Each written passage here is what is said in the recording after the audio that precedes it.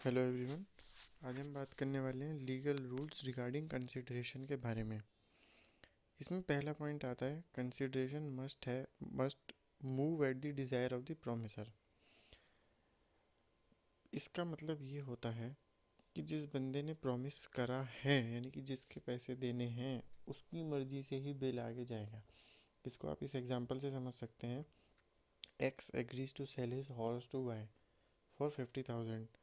Here consideration for X selling the horse to Y is consideration of 50,000 from Y and consideration for Y paying 50,000 to X.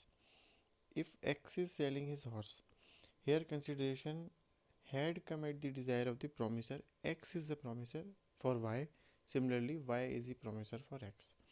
इसका साफ साफ ये मतलब है X ने कोई सामान Y को बेचा, X को Y से पैसे मिलेंगे और Y को X को पैसे देने हैं।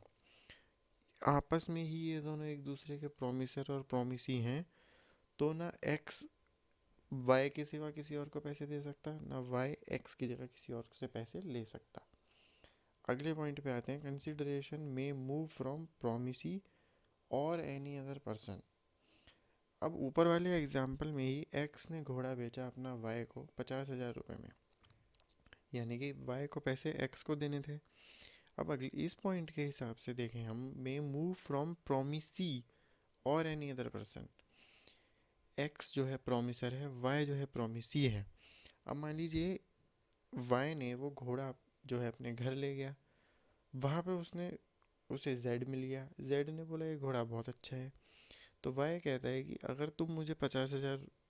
तुम 50,000 रुपये मेरी जगह एक्स को दे दोगे तो ये घोड़ा तुम ले लेना। तो एक्स को जो पैसे मिलेंगे वो जेड से मिलेंगे, लेकिन जेड को इंस्ट्रक्शन दिया था उसके प्रोमिसी ने जो कि है वाई। इसका ये मतलब होता है कंसिडरेशन में मूव फ्रॉम प्रोमिसी। प्रोमिसी का मतलब ये होता है कि जिसे पैसे देने थे वो प्रोमिसर को किसी और से भी पैसे दिलवा सकता है एक वैलिड कंसिडरेशन के लिए। तीसरा पॉइंट है consideration must be something of value. अब ऊपर वाले एग्जाम्पल को ही लेके चलते हैं, तो उसके हिसाब से 50,000 की वैल्यू होनी चाहिए। 50,000 की कंसिडरेशन जब तक नहीं होगी तब तक उसे हम जो है उसकी वैल्यू से नहीं नाप सकते। भाई अगर वैल्यू ही उसकी इक्वलेंट नहीं होगी गुड्स के, तो फिर हम कैसे उसको कंसिडरेशन मानेंगे।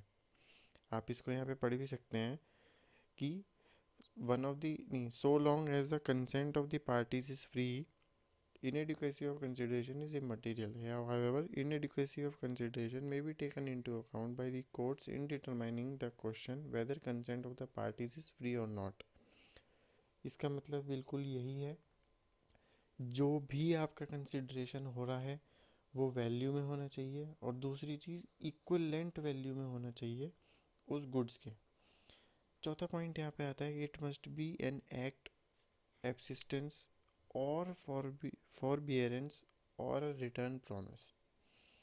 एब्सिस्टेंस आप यहाँ पे एग्जांपल देखिए, promise to not to smoke is a negative act यानी कि abstinence. Promise to not to refer the matter to court, ये भी एब्सटिनेंस है। ऐसे ही promise to perform at the wedding anniversary और birthday promise to do something.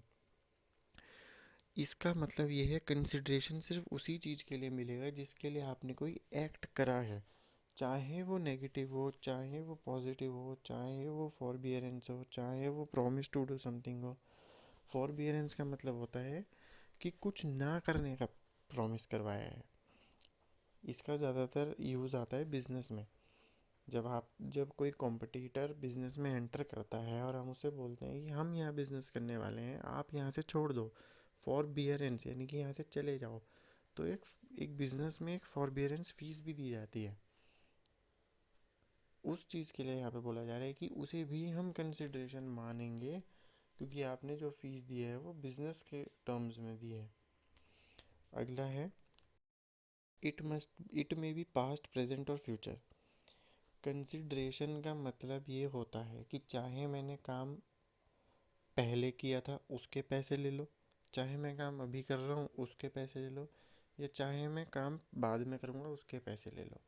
और इसको दूसरे टर्म्स में भी ये बोला जा सकता है कि चाहे मैंने काम पहले किया हो, या मैं कर रहा हूँ, या आगे करूँगा, उसके पैसे मैं कब दूंगा।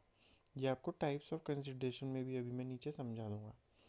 अगला है it must not be unlawful, यानी कि जो कंसिडरेशन है वो अनलॉफुल नहीं होनी चाहिए, फॉरबिडन बाय लॉ नहीं होनी चाहिए, पब्लिक पॉलिसी के खिलाफ नहीं होनी चाहिए, किसी इमोरल चीज़ के लिए भी नहीं होनी चाहिए, पर्सनल प्रॉपर्टी या पर्सन्स को उससे डैमेज पहुंचे ऐसी भी नहीं होनी चाहिए। अब टाइप्स ऑफ कंसिडरेशन में आता है पास्ट, प्रेजेंट और फ्यूचर। आपने कंसिडरेशन कब दिया, क्या आपने वो पहले दिया था, अब दे रहे हो, या आगे दोगे, वो डिपेंड करता है आपने उस कंसिडरेशन के लिए परफॉर्म कब करा था। यहाँ पे हम जो ये वाला एग्जांपल था performance at a birthday party, इसको लेके चलते हैं। मान लीजिए कि आपने किसी के बर्थडे पार्टी में एक डांस किया था पहले, पास्ट परफॉर्मेंस, उसके लिए आपको पैसे क्या पता तभी मिल गए हो, क्या पता उसे पैसे आपको उसके पैसे बाद में मिले। ऐसे ही क्या पता आप आज परफॉर्म कर रहे हो, उसके पैसे आपको पहले ही मिल गए हो एडवांस में, या आज ही मिले, या आज के परफॉर्मेंस के पैसे आपको बाद में मिले। ऐसे ही क्या पता कि आपने परफॉर्म फ्यूचर में करना हो, उसकी बहुत ही पहले एडवांस फीस आ गई हो, या आप उसी दिन पैसे लो, या आप अपनी आने वाली परफॉर्मेंस के पैसे उस परफॉर्मेंस के दिन के भी किसी दिन बाद मिलेंगे। फ्यूचर परफॉर्मेंस के बाद भी फ्यूचर कंसिडरेशन में अगर आप डील करेंगे तो इस टाइप को ऐसे इस चार्ट के थ्रू आपको समझाया जा सकता है।